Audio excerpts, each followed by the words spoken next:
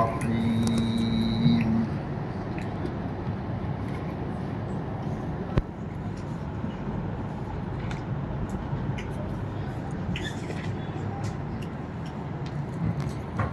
سورة أنزلناها وفرضناها وأنزلنا فيها آيات بينات لعلكم تذكرون الزانية والزاني فاجلدوا كل واحد منهما 100 جلدة ولا تأخذكم بهما رأفة في دين الله إن كنتم تؤمنون بالله واليوم الآخر وليشهد عذابهما طائفة من المؤمنين. سورۃ النور آج پڑھی گئی، اس کی پہلی آیت کی تلاوت آپ نے سنی. اس سورت کا نام سورۃ النور ہے کیونکہ اس میں اللہ نور السماوات کہہ کر بتایا گیا کہ اللہ آسمان و زمین کا نور ہے. اس آیت کی نسبت پر سورت کا نام سورۃ النور ہے. اس سورہ مبارکہ میں معاشرتی احکام بیان ہوئے ہیں. یہ جو ہم ایک دوسرے کے ساتھ زندگی گزارتے ہیں، سوشل لائف ہوتی ہے انسانوں کی، تو لامحالہ ایک کا دوسرے کے ساتھ ربط ہے، کنیکشن ہے. تو اس کے لیے ہمارے دین میں کچھ اصول دیے گئے ہیں، اور ان اصولوں کو جو توڑتا ہے اس کے لیے بھی سزائیں بتائی گئی ہے. جیسے کہ شروعات میں جیسے زنا کے احکام بتائے گئے ہیں. ہم انسان ہیں، ہر انسان کو عزت نفس محبوب ہونی چاہیے.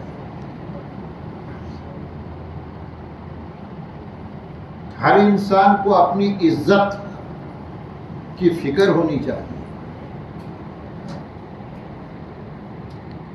بدنامی، کسی کو ناحق بدنام کرنا یہ بہت بڑا گناہ ہے. تو اللہ تبارک و تعالیٰ نے عفت اور عصمت کو ہر مرد عورت کا ایک سرمایہ بنایا ہے، جس کو آپ پاک دامنی کہتے ہیں. اگر کسی کی پاک دامنی مجروح ہوتی ہے تو وہ سزا کے لائق ہے. جو مجروح کرتا ہے وہ سزا کے لائق ہے. اور معاشرہ اس سے کہتے ہیں، اگر اس طرح کی حرکتوں سے معاشرے کی جو روح ہے وہ زخمی ہوتی ہے، تو اس طرح اس کو سزا ملنی چاہیے. جب کوئی مرد اور عورت زناکاری میں ملوث ہوتے ہیں، شریعت اسلام میں اس کی سخت سزا ہے. کچھ سزائیں جو حدود کے دائرے میں آتی ہیں، سزاؤں کی جو قسمیں بتائی جاتی ہیں وہ 3 قسمیں ہیں. اسلام میں 3 طرح کی سزاؤں کا تصور ہے. ایک کو کہتے ہیں حدود، دوسرے کو قصاص اور تیسرے کو تعزیر. حدود، قصاص اور تعزیرات.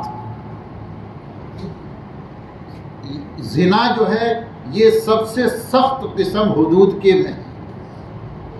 حدود وہ سزائیں ہیں جو فکس ہیں، کوئی قاضی معاف کرنا چاہے معاف نہیں کر سکتا، اور جو وکٹم ہے وہ بھی معاف کرنا چاہے تو معافی نہیں ملے گی مجرم کو. جیسے زنا ہے، کسی مرد نے کسی عورت کے ساتھ زنا کا ارتکاب کیا اور اس کا زنا ثابت ہو گیا، لیکن ایک بات یہاں پر سوچنی ہے، سمجھ لینی چاہیے اچھی طرح کہ حدود کے جو معاملات ہیں 4 ہیں. جیسے زنا ہے، تہمت زنا ہے، چوری کی سزا ہے، شراب پینے کی سزا ہے، یہ سب حدود میں ہے. اس میں جرم ثابت کرنے کے لیے بہت پکی دلیل درکار ہوتی ہے، اور سب سے زیادہ کسی کو زناکار ثابت کرنے کے لیے کہتے ہیں اس کی مضبوط دلیل کی ضرورت ہے، اور تمام معاملات میں 2 گواہ کافی مانا گیا، لیکن کسی کی کو زناکار ثابت کرنا ہے تو اس کے لیے 4 گواہوں کی ضرورت ہے۔ تو اگر کسی کو کا زنا ثابت ہونا ہے تو اس کے لیے دو ذریعہ ہے، 2 طریقے سے زنا ثابت ہوتا ہے۔ ایک تو زنا کرنے والا خود اقرار کر لے کہ میں نے زنا کیا ہے، دوسرا یہ کہ 4 گواہوں سے اس کا زنا ثابت ہو جائے، تو پھر اس کی سزا شریعت نے متعین کیا ہے کہ اگر وہ غیر شادی شدہ ہے، ان میرڈ ہے، تو اس کی سزا 100 کوڑے ہے، اور اگر وہ شادی شدہ ہے تو اس کی سزا رجم ہے، مرد ہو یا عورت، سنسار کر کے اس کو پتھر مار کے اس کو ہلاک کر دیا جائے گا، سزائے موت ہے، اور پتھر مار کر اس کو ہلاک کیا جائے گا، یہ اس کی سزا ہے۔ لیکن ایک بات یہ بھی یاد رکھنی ہے کہ یہ جو حدود والی سزائیں ہیں، ان سزاؤں کو نافذ کرنے کا ادھیکار اور حق حکومت وقت کو ہے۔ انفرادی طور پر یہ کسی کو حق نہیں ہے کہ میں نے کسی زناکار کو دیکھا اور میں نے یہ سوچا کہ زناکار کی تو سزا یا تو کوڑے مارنا ہے یا اس کی جان لینی ہے، تو میں اس کی جان لے لوں، اس کی اجازت نہیں ہے۔ وہ تو عدالتی پروسیس چلے گا اور وہ مجرم قرار پائے گا تو گورنمنٹ اس کی ذمہ دار ہے کہ اس کو سزا دے۔ کوئی کمیٹی سزا نہیں دے سکتی یا کوئی انڈیویژل اس کو اس طرح کی سزا نہیں دے سکتا۔ بہرحال اس کے سزا کے احکام بتائے گئے۔ اس کے بعد اگر کسی نے کسی پر زنا کی تہمت لگائی اور اس کا زنا ثابت نہیں کر سکا تو اس کو بھی سزا ہے، حد قذف جس کو کہتے ہیں، اس کو بھی کوڑے لگیں گے۔ تو اس طرح کی سزائیں بتائی گئی ہے۔ پھر اگلی آیتوں میں حضرت عائشہ رضی اللہ تعالیٰ عنہ کے حوالے سے کچھ اشارے آئے ہیں۔ غزوہ بنو المصطلق سے واپس آ رہے تھے آپ صلی اللہ علیہ وسلم، حضرت عائشہ ساتھ میں تھی، بہت ہلکی وزن کی تھی، پڑاؤ کیا ہوا تھا۔ حضرت عائشہ قضائے حاجت کے لیے گئی تھی۔ مختصر یہ ہے کہ جو لوگ مقرر تھے، ایک پالکی بنا لیا جاتا تھا اور اس پالکی کو اونٹ کے کجاوے پہ رکھ دیا جاتا تھا، اور اس طریقے سے آپ صلی اللہ علیہ وسلم کے ساتھ عام طور پر سفر میں کوئی نہ کوئی بیوی ہوتی تھی، حضرت عائشہ موجود۔ چونکہ ہلکا بدن تھا حضرت عائشہ کا، تو انہوں نے جب حکم ہوا چلو، تو ہودج کو اٹھا کر انہوں نے اونٹ پر رکھا اور چل دیا، لشکر چل پڑا۔ حضرت عائشہ ایک وجہ اس کی ہے، اس کی بھی ایک تفصیل ہے، جب واپس آتی ہے تو دیکھتی ہے کہ لشکر چل پڑا۔ تو حضرت عائشہ کم عمر تھی لیکن بڑی سمجھدار تھی۔ حضرت عائشہ نے یہ سوچا کہ اگر میں لشکر کے پیچھے بھاگتی ہوں تو لشکر سے تو میری ملاقات ہونی نہیں ہے، لیکن آگے چل کر کبھی نہ کبھی تو میری خبر گیری ہوگی، پتہ چلے گا کہ موجود نہیں ہے، تو تلاش کرنے کے لیے سب سے پہلے یہی پر آئیں گے، تو میں یہی رک جاتی ہوں۔ خیر حضرت عائشہ وہاں رک گئی۔ پیچھے سے صفوان ابن معطل، ان کی ذمہ داری تھی کہ وہ پیچھے سے آئے، لشکر کی کوئی چیز گری پڑی ہو تو اس کو اٹھا کر لے کے آئے۔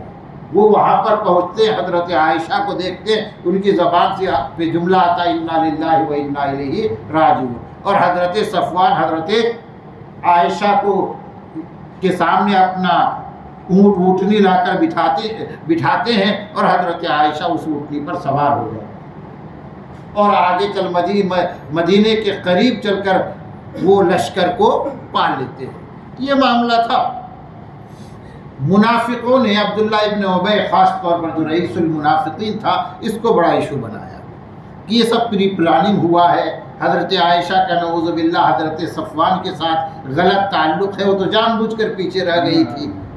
کچھ بھلے کہتے ہیں نا بہت معصوم لوگ جو اس مسئلے کو سمجھ نہیں سکے، حالانکہ وہ مومن تھے، جیسے حضرت حسان ابن ثابت کا نام آتا ہے، حضرت مصطح کا نام آتا ہے، تم کہتے ہیں یہ لوگ بھی ہاں میں یعنی اس پارٹی میں ایک طریقے سے وہ ہاں میں ہاں ملا کر شریک ہو گئے. ان آیتوں میں حضرت عائشہ کی برات ظاہر ہوئی. کہتے ہیں کہ روئے زمین پر 2 عورتیں ایسی ہیں جن کی عصمت پر، پاک دامنی پر یقین رکھنا یہ فرض ہے، کیونکہ قرآن کریم میں ان کی پاک دامنی کا بیان ہوا ہے. ایک حضرت مریم التی احسنت فرجہا، حضرت مریم کو یہودیوں نے بدنام کیا. جب حضرت عیسیٰ پیدا ہوئے تو یہودیوں نے کیا کہا کہ ایک حبیب نام، حبیب نجار کارپینٹر، کہتے اس کے ساتھ اس کا غلط سمبند ہے، اور اسی کے نتیجے میں عیسیٰ علیہ السلام پیدا ہوئے. تو قرآن نے گواہی دی احسنت فرجہا کہ مریم نے اپنی شرمگاہ کی حفاظت کی. اور دوسری عورت حضرت عائشہ کہ جب منافقوں نے ان پر تہمت لگائی تو قرآن نے ان کی پاک دامنی کا اعلان کیا. اس لیے ہم پر فرض ہے کہ ان کی پاک دامنی پر یقین رکھیں. اس میں یہ جو حضرت ابوبکر صدیق رضی اللہ، یہ جو مصطح تھے سچے بدری صحابی تھے. اور بدری صحابی ہونے کا مطلب یہ کہ اونچے درجے کے صحابی، غریب تھے. حضرت ابوبکر صدیق رضی اللہ تعالیٰ عنہ کے رشتہ دار تھے. کہتے فائنانشلی حضرت ابوبکر صدیق ان کی دیکھ ریکھ کرتے تھے. جب حضرت یہ سب ہو گیا تو حضرت ابوبکر صدیق کو، ظاہر ہے کہ حضرت عائشہ ان کی بیٹی تھی تو ان کو تو بڑی تکلیف ہوئی، تو انہوں نے قسم کھا لیا تھا کہ میں اب مصطح پر کچھ خرچ نہیں کروں گا. اس نے میرے احسانات کا یہ بدلہ دیا. ہوتا نا آدمی سوچتا ہے. تو وہ آیت نازل ہوئی وَلَا يَأْتَلِ أُولُو الْفَضْلِ مِنْكُمْ وَالسَّعَةِ. اس میں بھی بہت بڑی نصیحت ہے کہ فضل والے اور کشادگی والے جن کو اللہ نے وسعت دی ہے وہ قسم نہ کھائے کہ وہ رشتہ داروں کو نہیں دیں گے، کیونکہ حضرت مصطح رشتہ دار تھے اور مسکین بھی تھے اور اللہ کے راستے میں جہاد کرنے والے تھے، یعنی بڑی خوبیاں تھی ان کے اندر. لیکن ہو گئی یہ غلطی. وَلْيَعْفُوا وَلْيَصْفَحُوا، چاہیے کہ معاف کر دے اور درگزر کرے. کیا تم نہیں پسند کرتے ہو کہ اللہ تمہیں معاف کرے؟ کہتے جب یہ آیت نازل ہوئی تو حضرت ابوبکر صدیق فرمانے لگے بے شک میں پسند کرتا ہوں کہ اللہ مجھے معاف کرے. اور جس طرح پہلے ان کی ضرورتوں کا خیال رکھتے تھے اس سے کہیں زیادہ ان کا خیال رکھنے لگے. تو یہ اس طریقے سے. اس کے بعد جو یہ معاشرتی احکام، میں نے کہا یہ جو سوشل مسائل ہے قرآن نے اس صورت میں حل کیا ہے. یا ایھا الذین آمنوا لا تدخلوا بیوتا غیر بیوتکم حتی تستأنسوا. جب کسی کے گھر میں داخل ہو تو اجازت لیے بغیر داخل مت ہو. یہ نہیں کہ جب من آیا کسی کے بھی گھر میں گھس گئے، اجازت لینا. وَتُسَلِّمُوا عَلَىٰ أَهْلِهَا، اور گھر والوں کو سلام کرو. چنانچہ شریعت میں اس آیت کے مد نظر یہ جو ہے اس کا ایک ترتیب بنی ہے، ترتیب بتائی گئی ہے کہ آپ کسی کے گھر میں جائیں تو سب سے پہلے تو وقت کی رعایت کرنا ہے کہ سامنے والا ہم سے ملاقات کے لیے اس وقت راضی ہے کہ نہیں ہے. ان کا ٹائم ٹیبل معلوم کریں. گھر پہ پہنچے تو تسلموا علی اہلہا، پہلے سلام کریں. السلام علیکم، یہ سلام کے ساتھ اجازت لیں. اگر گھر والوں کی طرف سے کوئی رسپانس نہیں ملتا ہے تو 3 بار سلام کریں. السلام علیکم، السلام علیکم. تھوڑے وقفے پہ السلام علیکم کہتے جواب نہیں ملا تو واپس آ جائے. یا تو گھر میں کوئی ہے نہیں یا گھر والا اس بات سے راضی نہیں ہے کہ آپ ان کے گھر میں تشریف لائیں. اور فرمایا کہ اس سے آدمی کو رنجیدہ غمگین ہونے کی ضرورت نہیں، ٹینشن لینے یہ میرے لیے تو یہ تو ڈس رسپیکٹ ہے. جیسے ہوتا نا میں آیا اور گھر والوں نے دروازہ نہیں کھولا. آپ کو کیا پتا گھر والے کس سچویشن میں ہیں، ان کے کیا حالات ہیں. تو آدمی کو برا نہیں سمجھنا چاہیے. حضور اکرم صلی اللہ علیہ وسلم، ایک صحابی ہے کہتے ہیں آپ صلی اللہ علیہ وسلم ان کے گھر میں پہنچے، 3 مرتبہ سلام کیا تو آپ واپس ہو گئے. وہ صحابی نے دروازہ کھولا اور آپ صلی اللہ علیہ وسلم سے کہنے لگے وہ صحابی کہ آپ گھر میں تشریف لائے. آپ نے پوچھا کہ تم نے جواب کیوں نہیں دیا تھا؟ تو انہوں نے ایک بڑا عجیب نقطہ بیان کیا کہ اللہ کے رسول یہ تو دعا تھی، سلام حقیقت میں دعا ہے، اور میں چاہ رہا تھا کہ زیادہ سے زیادہ آپ کی دعا مجھے ملے. پہلے ہی دروازہ کھول لیتا تو دوسری مرتبہ تو دعا نہیں ملتی، دوسری مرتبہ کھولتا تو تیسری مرتبہ تو دعا نہیں ملتی. آپ کی دعا کے لالچ نے مجھے مجبور کیا کہ میں تھوڑا وقفہ کروں، پھر وہ اندر انہوں نے لیا. تو یہ جو سلام، تو اجازت لینا ہے. اجازت کیسے لینا ہے؟ کہتے سلام کے ساتھ لینا ہے. آج کل جو ہماری ترتیب ہے، ظاہر ہے کہ کوئی ہے نہیں تو آپ سلام کیسے کریں گے؟ تو اس کا طریقہ یہ بتایا جاتا ہے کہ پہلے آپ ڈور بیل بجائیے، اگر ہے دروازے کو نوک کیجئے، کوئی رسپانس ملتا ہے تو السلام علیکم کہہ کر آپ گھر میں داخل، اگر اجازت ہو جاتی ہے تو السلام علیکم کے ساتھ داخل ہو جائے، ورنہ پھر 3 سلام کر کے واپس آ جائے. تو یہ اجازت لے کر جانا ہے. یہاں پر فرمایا فَإِن لَّمْ تَجِدُوا فِيهَا أَحَدًا فَلَا تَدْخُلُوهَا، اگر تم کو کوئی نہ ملے تو داخل مت ہونا یہاں تک کہ تم کو اجازت دے دی جائے. کوئی ہے نہیں تو چلا جاتا ہوں گھر میں، نہیں، نہ جائے. قُل لِّلْمُؤْمِنِينَ يَغُضُّوا مِنْ أَبْصَارِهِمْ، پردے کے بھی حکام بتائے گئے. آپ کہہ دیجئے مومن مردوں سے کہ وہ اپنے نظریں نیچی رکھے، اپنی شرمگاہوں کی حفاظت کرے. پردے کا کہتے ہیں نظریں نیچی رکھے، یہ مرد کا پردہ ہے، مرد کو بھی پردے کا حکم ہے، اور اس کے پردے کے لیے کہا گیا اپنی نظریں نیچی رکھو، اپنے شرمگاہوں کی حفاظت کرو. وَقُل لِّلْمُؤْمِنَاتِ يَغْضُضْنَ مِنْ أَبْصَارِهِنَّ، اور مومن عورتوں سے بھی کہیے کہ وہ اپنی نظریں نیچی رکھے، اپنی شرمگاہ کی حفاظت کرے اور اپنی زینت کو ظاہر نہ کرے. الا ما ظہر منہا، زینت بدن کا وہ حصہ جس کی کہتے ہیں آدمی زیب و زینت کے لیے چہرہ ہے. عورتیں زیور کہاں پہنتی ہے؟ کہتے ہیں کان میں، ناک میں، ہاتھ میں، پیروں میں، یہ زینت کی جگہ ہے کہتے ہیں. اور اس کے علاوہ سینے کا گلا، وہ تو زینت کو ظاہر نہ کرے ایسی جگہ کو جو زینت ہے، جو یعنی فطری طور پر جس پہ نظر جاتی ہے، جو اچھا لگتا ہے، کہتے ہیں ایسی زینت کی جگہ کو ظاہر نہ کرے، مگر وہ جو اوپن ہے، آلریڈی کھلا ہوا ہے. کہتے ہیں اس سے مراد چہرہ ہے، دونوں ہاتھ رست تک اور دونوں پیر ٹخنوں تک. یہ ٹخنا یہ جو ہے اس سے نیچے کا حصہ. اب یہاں پر ایک بات سمجھ لیجیے، پردہ جو ہے، یہ عورت کی پردے کی بات کہی جا رہی ہے. عورت کے پردے کے 3 درجے ہیں. عورت کے لیے پہلا پردے کا درجہ ہے گھر میں رہے، وَقَرْنَ فِي بُيُوتِكُنَّ، کہ ٹھہرو اپنے گھروں میں، یہ پہلا پردہ ہے. پردے کا دوسرا درجہ ہے جو نماز والا پردہ ہے. نماز والا پردہ یہ اصل میں نماز والا پردہ ہے کہ عورت جو نماز پڑھے گی نا، اس کے لیے ضروری ہے کہ وہ اس کو پورے بدن کو ڈھانک لے سوائے چہرے کے اور ہاتھ اور پیروں کے، یہاں تک کہ بالوں کو بھی ڈھانکنا ضروری ہے. ہاتھ کا یہاں تک یہ ڈھانکنا ضروری ہے. تو یہ تو ہے اصل میں نماز والا پردہ. لیکن یہ جو عورت کو پردے کا حکم ہے، کہتے ہیں اگر عورت باہر جاتی ہے، اگر عورت باہر جاتی ہے تو پردے کا دوسرا درجہ یہ ہے کہ وہ پورے بدن کو ڈھانک کر جائے. یدنین علیہن من جلابیبہن، کہ عورتیں اپنے اوپر ایک چادر ڈال کر نکلے.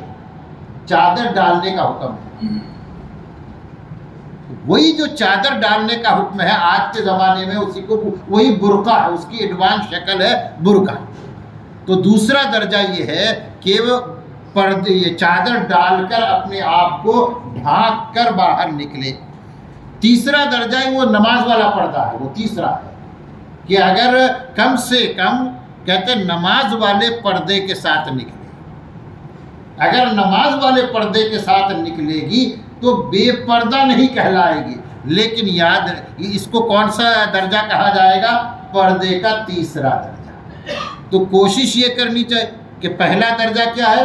گھر میں رہے، بلا ضرورت باہر نہ جائے، باہر جانا ہے تو پردہ کر یعنی چادر اوڑھ کر جائے، برقع اوڑھ کر جائے، اور اگر اتنا وہ اس طرح نہیں جا سکتی، وہ اس کے ساتھ کچھ مسئلہ ہے، تو کم سے کم نماز والے پردے کے ساتھ باہر جائے۔ یہ اس کی تفصیل ہو گئی۔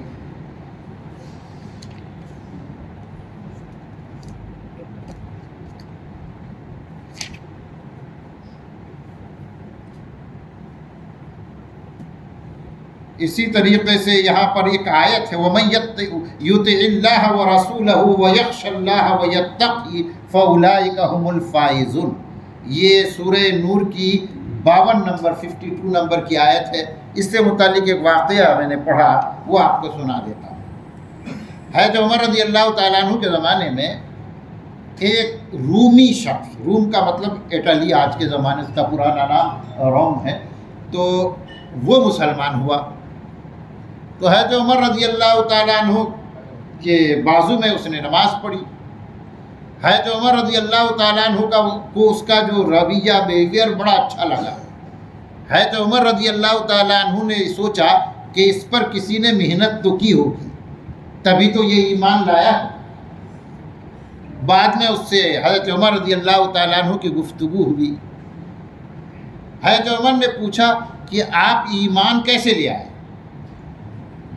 تو انہوں نے کہا کہ مجھے ایک آیت کی وجہ سے ایمان لانے کا شرف حاصل ہوا کہ میں نے ایک مومن سے، مسلمان سے قرآن کی ایک آیت سنی، اور اس آیت کو سن کر میں مسلمان ہو گیا۔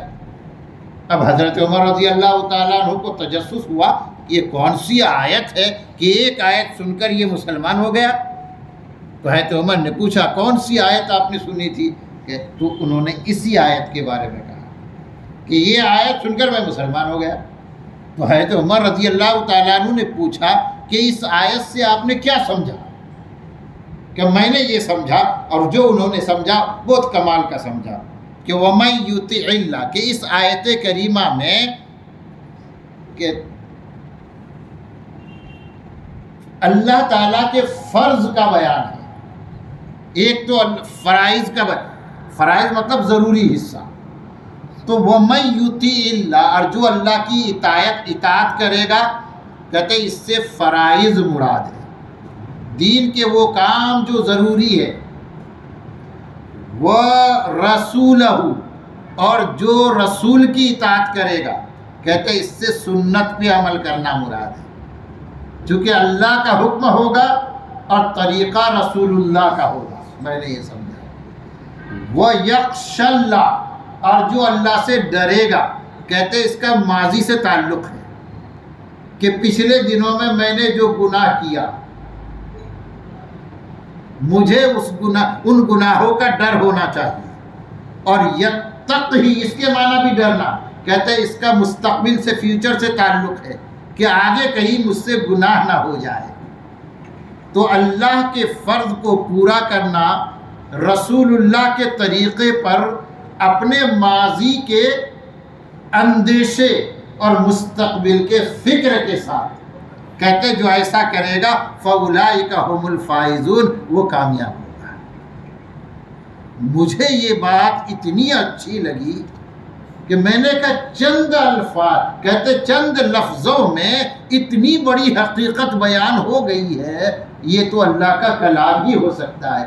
حضرت عمر رضی اللہ تعالی عنہ نے فرمایا کہ بے شک آپ صلی اللہ علیہ وسلم نے یہ فرمایا اوتیت جوامع الکلم، مجھے کلمہ جامعہ عطا کیا گیا۔ وہ تو حدیث صحیح ہے، قرآن کی آیتیں بھی اس کی مصداق ہے کہ تھوڑے الفاظ اور معانی بہت زیادہ. کتنی زبردست یہ قرآن اگر کسی کو سمجھ میں آ جائے یقیناً وہ بہت بڑی دولت ہے. پردے کے احکام کے سلسلے میں بتایا کہ جب تک اجازت نہ ملے اور کس کو اجازت لینا ہے، تو اللہ تبارک و تعالی ہماری معاشرتی زندگی کو، سوشل لائف کو بھی دین کی نسبت پر بنا دے، اس کی دعا کرنی چاہیے. اللہ تبارک و تعالی مجھے بھی توفیق عطا فرمائے، آپ سب کو بھی اس کی توفیق عطا فرمائے.